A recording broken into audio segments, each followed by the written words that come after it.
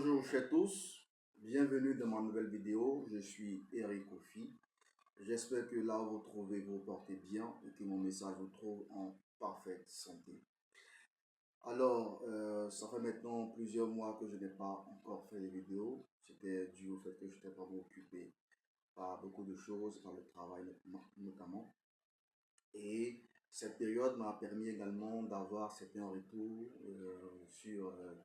quant à mes précédentes vidéos. Je tiens à dire ceci avec respect, c'est que vaut mieux obéir à Dieu, obéir aux hommes. Je ne suis pas le premier à dénoncer les faux pasteurs et faux prophètes. Je ne suis pas le premier à dénoncer ces usurpateurs. Non, même Paul l'a fait.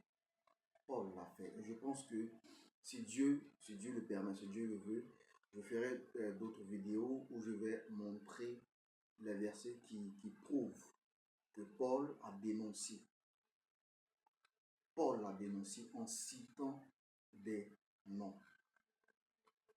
La Bible est claire dans Éphésiens 5, verset 11. Ne prenez point part aux œuvres infructueuses des ténèbres, mais plutôt condamnez-les, dénoncez ces choses.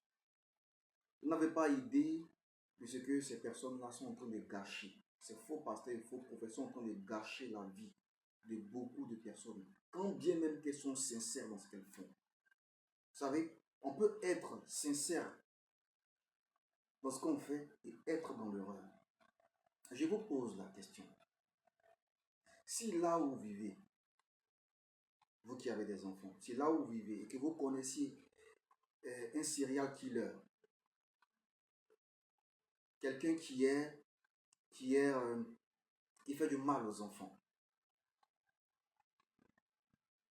et que vous connaissez cette personne-là, la question que je vous pose, est-ce que vous vous tairez là-dessus ou est-ce que vous allez alerter les voisins pour dire il y a une telle personne qui vient d'entrer dans la cité, qui est un serial killer, qui fait du mal aux enfants?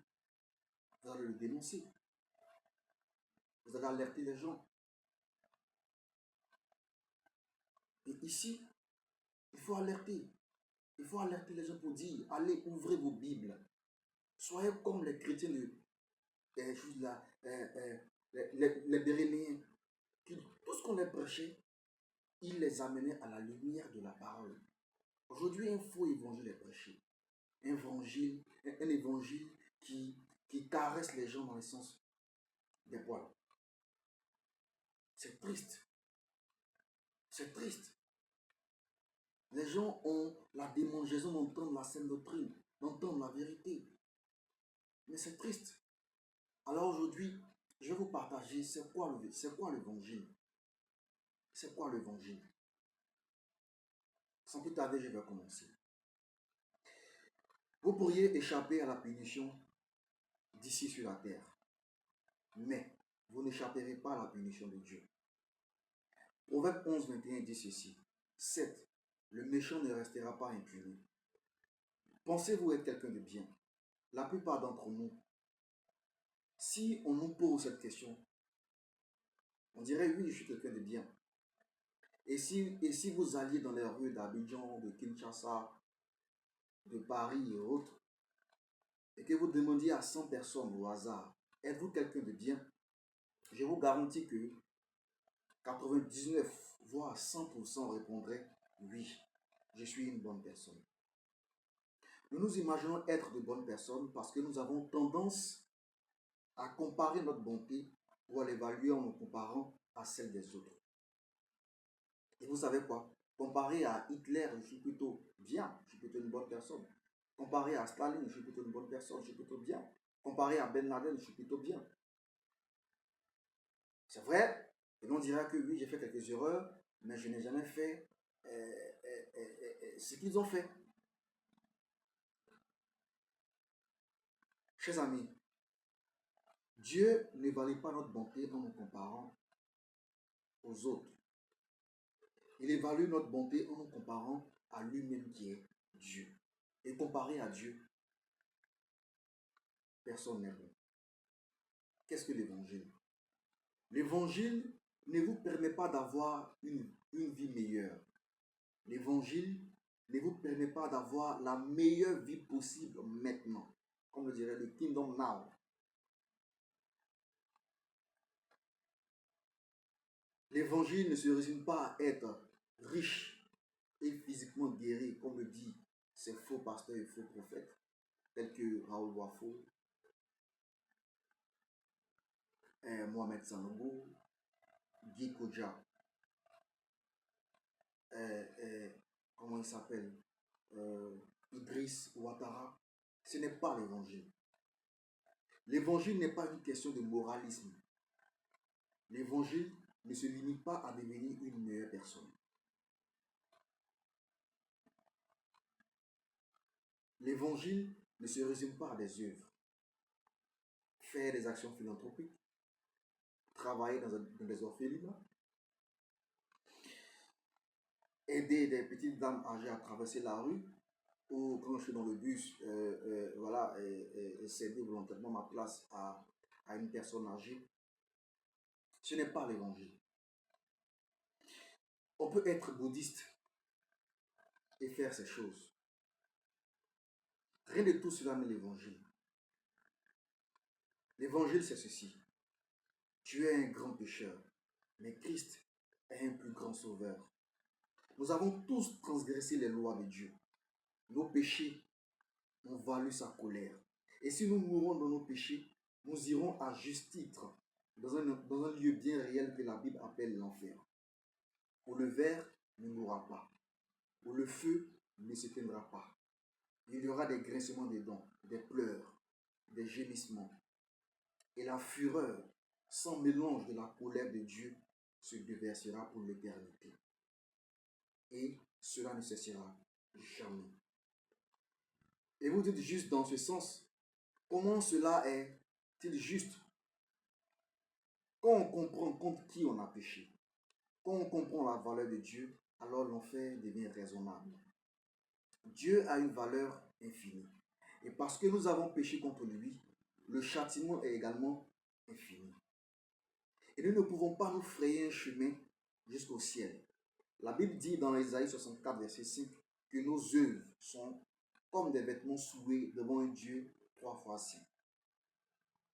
Chers amis, et tout ce que je viens de citer ne va pas impressionner le Créateur et le soutien de l'univers tout entier en aidant les petites dames à traverser dans la rue. Cela ne l'impressionnera pas. C'est une insulte pour lui. Nous ne comprenons pas la gravité de notre péché. Nous avons une dette que nous ne pourrons jamais rembourser. Et notre justice, et nous n'avons aucune justice, par nous-mêmes. Et nous sommes condamnés. C'est la mauvaise nouvelle. Mais il y a une bonne nouvelle. Et la bonne nouvelle, c'est que Dieu a envoyé son Fils Jésus-Christ sur cette terre. Et Jésus a vécu une vie parfaite. Vraiment Dieu. Vraiment homme. Le Dieu homme Jésus-Christ a vécu une vie parfaite sur terre. Il n'a jamais transgressé aucune loi de Dieu. Il a vécu une vie parfaite pour le plaisir et la satisfaction parfaite de Dieu le Père. Il était une seule personne avec deux natures distinctes. Vraiment Dieu, vraiment homme. Et le Dieu homme a volontairement donné sur la croix sa vie. Sa vie n'a pas été prise, il a donné. Jésus n'avait rien fait de mal. Il était l'agneau sans défaut. Et il a donné sa vie sur la croix. Et nos péchés ont été imputés à Christ, ont été comptés pour Christ. Et Dieu le Père a répandu sur son propre Fils, le Fils de son amour. Dieu le Père qui aime son Fils d'un amour 1000 milliards de fois plus profond que l'amour que nous pourrions avoir pour nos propres enfants, pour nos êtres chers. Et Dieu a déversé sa propre colère sur Christ, afin que sa colère, sa justice soit satisfaite. Jésus est mort sur la croix. Cette personne parfaite nous a donné la vie parfaite, un sacrifice parfait, et pour satisfaire parfaitement la colère parfaite de Dieu. Il est mort sur la croix le troisième jour. Il est mort sur la croix. Et le troisième jour, ressuscité corporellement d'entre les morts, prouvant qui il était. Celui qui disait être Dieu incarné. Et la seule façon d'être pardonné de nos péchés est d'avoir une justice que nous n'avons pas par nous-mêmes. Nous devons avoir la justice de quelqu'un d'autre. Et son nom est Jésus-Christ.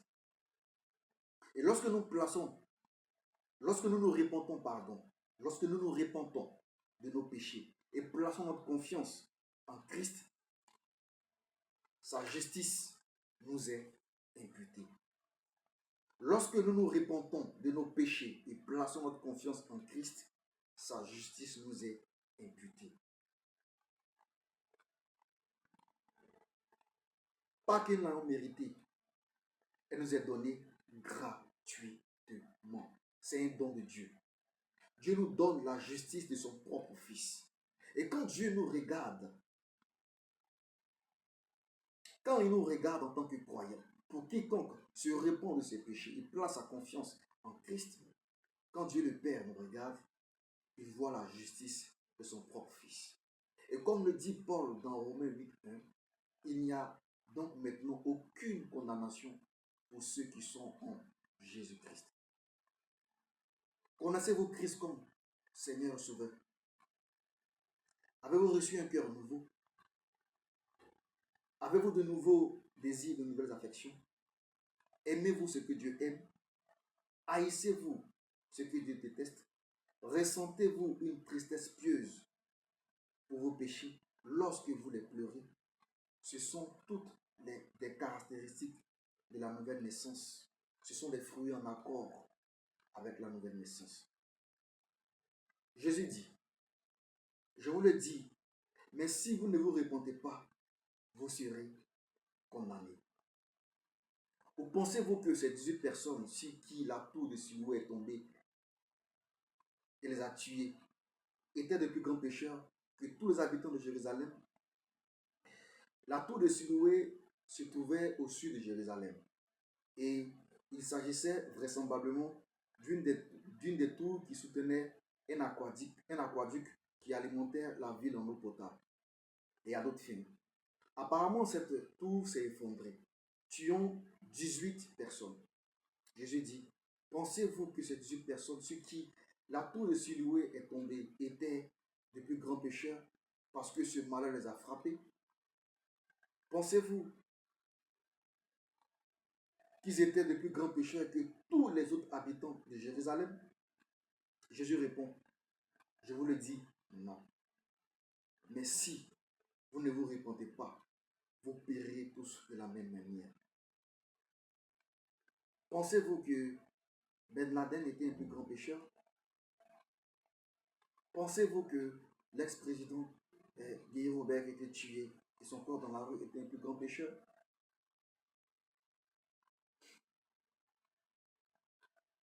Je vous le dis, non. Mais si vous ne vous repentez pas, vous périrez tous de la même manière. Nos péchés peuvent avoir des conséquences différentes.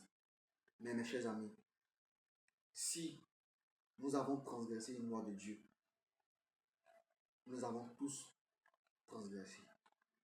Chaque personne est pécheur. Tous ont péché et sont privés de la gloire de Dieu. Et le salaire du péché, c'est la mort. Romains 6, verset 23. Ce n'est pas que nous soyons plus ou moins pécheurs que tous ces autres. Jésus dit, je vous le dis, non. Ils ne sont pas de plus grands pécheurs que vous. Tu es un grand pécheur. Tout autant que je t'encourage à être vraiment honnête devant Dieu. Viens à Christ, les mains vides. Abandonne tes œuvres. Elles ne te serviront à rien.